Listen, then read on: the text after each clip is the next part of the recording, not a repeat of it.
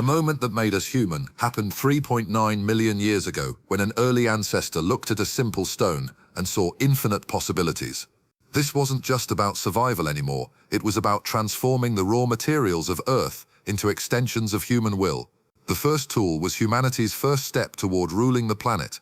Picture early humans 3.9 million years ago, Australopithecus afarensis, with hands remarkably similar to our own, yet tragically limited by their capabilities. These hands could grasp, manipulate, and gesture, but they lacked the power to break through tough animal hides, crack open nutrient-rich bones, or effectively process the fibrous plants that surrounded them in abundance. Every day brought the same exhausting challenge of obtaining enough nutrition to survive. Early humans spent countless hours trying to access food sources that should have been readily available. Marrow-rich bones lay tantalizingly close, but without the ability to crack them open, this vital nutrition remained locked away like treasure in an unbreakable vault. Tough plant roots and tubers offered sustenance beneath their feet, but digging with bare hands proved painfully slow and ineffective. Their fingernails broke, their fingers bled, and often the energy expended exceeded the nutrition gained. They watched helplessly as other animals effortlessly accessed resources that remained beyond human reach. The most frustrating challenge came after successful hunts or when they discovered fresh carcasses.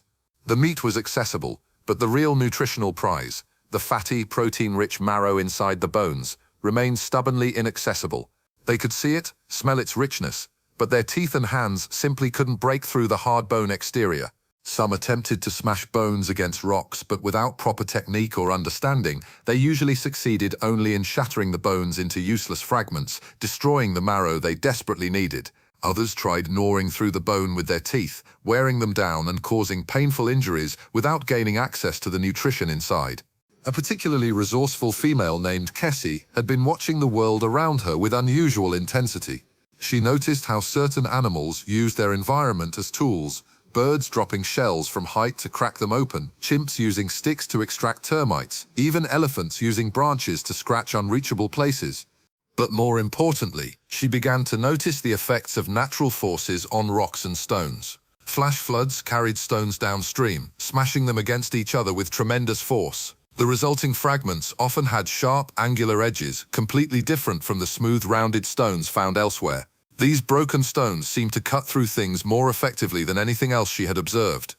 On a morning that would change human history forever, Kesi sat beside a riverbank, holding two stones. One was a hard, dense rock she had carried from upstream. The other was a piece of flint she had noticed because of its unusual crystalline structure. Something about its internal composition caught her attention in a way she couldn't articulate. Driven by curiosity rather than hunger, she struck the flint with the harder stone. The sharp crack echoed across the water, and she watched in fascination as a razor-thin flake split away from the flint. For the first time in human history, an intentional tool had been created. The flake's edge was sharper than anything she had ever encountered in nature. Kesi's immediate instinct was to touch the edge of the flake, but the moment her finger made contact, a thin line of red appeared. The sharpness was beyond anything she had experienced, sharper than the sharpest thorn, keener than the edge of any broken shell. This wasn't just another natural object, it was something entirely new. Almost immediately, she realized the significance of what had happened. This sharp edge could cut through things that her hands and teeth could not.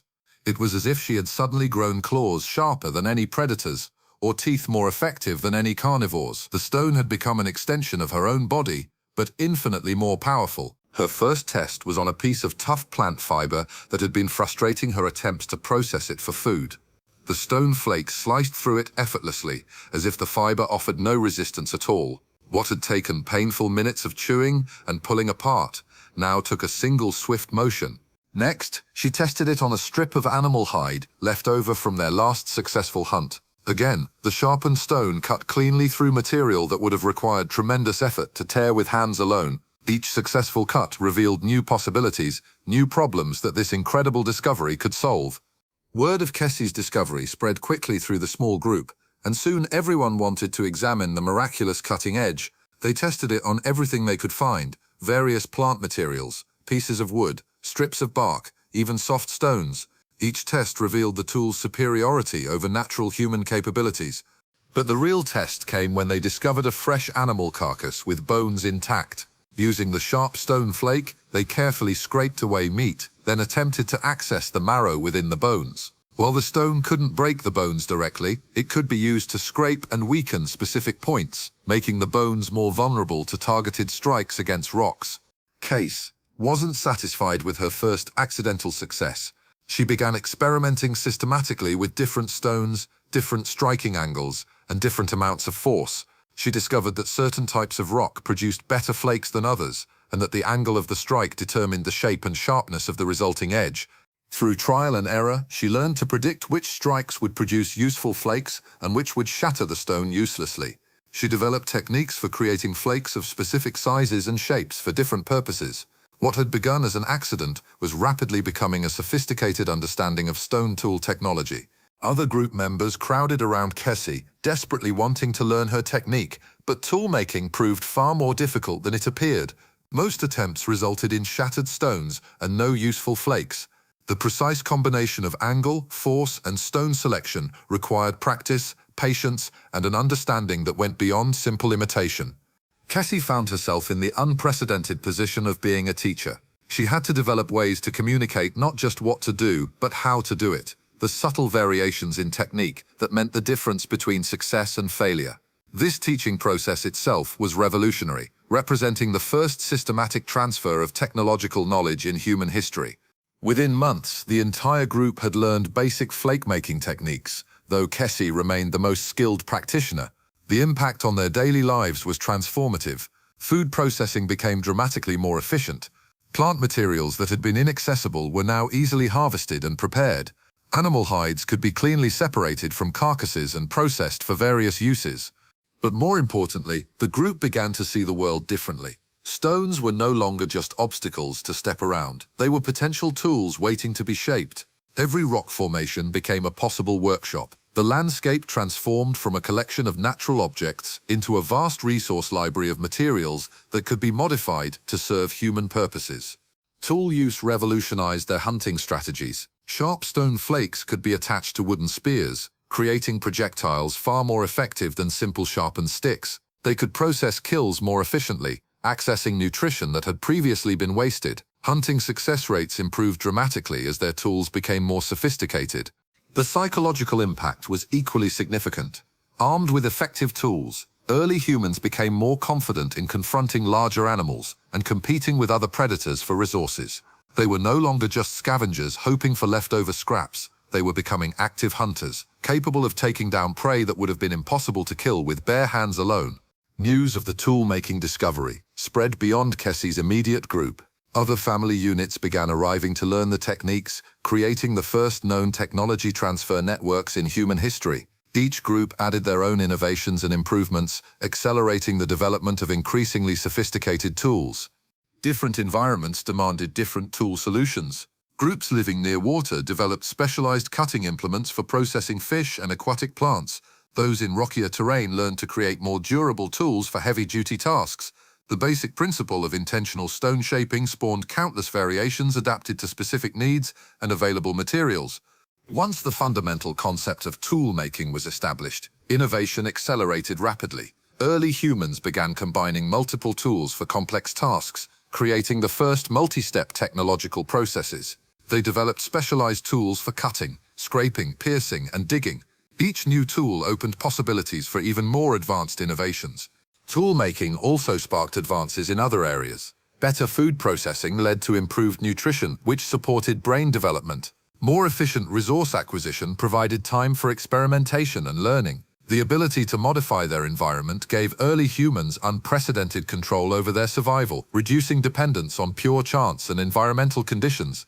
The most profound change wasn't physical, but mental. Tool-making required early humans to think in entirely new ways, to envision finished products before they existed, to understand cause and effect relationships, and to plan sequences of actions to achieve specific goals. These cognitive demands literally reshaped their brains. Problem-solving abilities expanded dramatically. Early humans began applying tool-making logic to other challenges, developing systematic approaches to complex problems. They learned to break large challenges into smaller, manageable steps. Abstract thinking emerged as they began to see patterns and principles that could be applied beyond immediate, obvious situations. Within a few generations, the world inhabited by early humans was fundamentally different from the one their ancestors had known. They were no longer passive recipients of whatever nature provided, but active shapers of their environment. Tools had given them the power to modify, improve, and optimize nearly every aspect of their survival. The social implications were equally revolutionary. Tool-making knowledge became a form of currency and status. Master toolmakers held positions of respect and influence. Cooperation increased as complex tool production required coordination between multiple individuals. Competition drove innovation as groups sought to develop superior technologies. The foundation for all future human technological advancement had been established. The first stone tool, created 3.9 million years ago, was far more than a simple cutting implement. It was the moment humanity learned to extend its capabilities beyond biological limitations. That sharp flake of stone represented the birth of human technology, the beginning of our species' unique ability to modify the world to serve our needs, rather than simply adapting to existing conditions. Every tool you use today, from the simplest kitchen knife to the most sophisticated computer, traces its ancestry back to Kesi's revolutionary moment by the riverbank. When early humans learned to see stones as potential rather than obstacles, they took the first step on a journey that would eventually take our species from helpless scavengers to masters of the planet.